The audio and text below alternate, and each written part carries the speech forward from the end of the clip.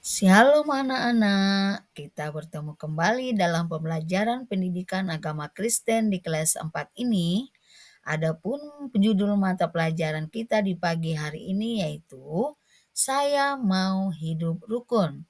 Apa tujuan pembelajarannya pagi hari ini?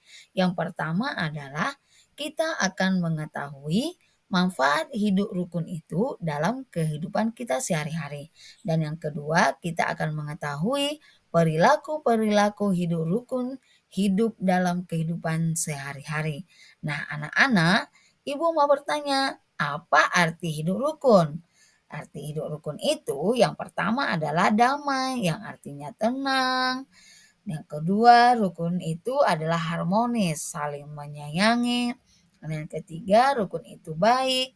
Rukun itu tidak mau bertengkar dan rukun itu tidak berselisih dalam kehidupan kita sehari-hari. Nah, anak-anak dapat kita artikan bahwa hidup rukun itu adalah menjalani kehidupan dengan harmonis, damai, dan tanpa konflik dengan sesama, baik dalam lingkungan keluarga, masyarakat, maupun di tempat kerja. Dan hidup rukun itu saling menghormati, menghargai, dan menyayangi, serta menghindari perselisihan dan perpecahan. Selanjutnya, apa manfaat hidup rukun dalam hidup kita? Nah, apabila menerapkan hidup rukun dalam kehidupan kita, maka suasana di sekolah ataupun di rumah atau di mana saja kita akan terasa nyaman dan tentram.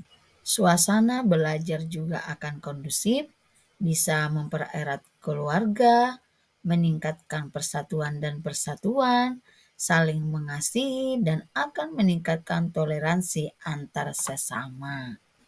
Berikutnya kita melihat dalam kitab Mazmur 133 ayat 1 dikatakan bahwa sungguh alangkah baiknya dan indahnya apabila saudara-saudara diam bersama dengan rukun.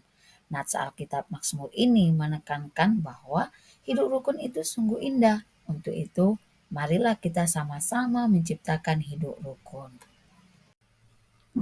Berikut contoh hidup rukun. Yang pertama, membantu orang tua. Membantu pekerjaan rumah seperti mencuci piring, menyapu, atau membereskan kamar. Dan yang kedua adalah saling menghormati dan penyayang. Menghormati orang tua, kakak, dan adik, serta menunjukkan kasih sayang melalui perkataan dan perbuatan. Dan ketiga adalah menghormati guru dan teman. Menghormati guru sebagai orang tua di sekolah dan menghargai perbedaan pendapat antar teman. Contoh yang keempat adalah menjaga kebersihan dan ketertiban, membersihkan kelas bersama, membuang sampah pada tempatnya, dan menjaga fasilitas sekolah. Contoh berikutnya, menghindari pertengkaran, menyelesaikan masalah dengan musyawarah dan saling memaafkan. Contoh berikutnya, toleransi dan menghargai perbedaan.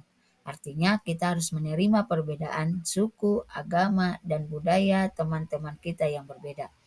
Dan berikutnya, saling membantu. Membantu teman yang kesulitan dalam pelajaran atau membutuhkan pertolongan. Dan contoh selanjutnya, kita harus saling berbagi mainan dan bermain bersama kakak atau adik. Berikut gambaran hidup rukun.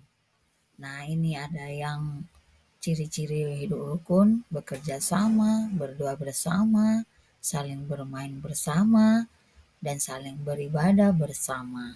Nah, itu merupakan gambaran dari hidup rukun.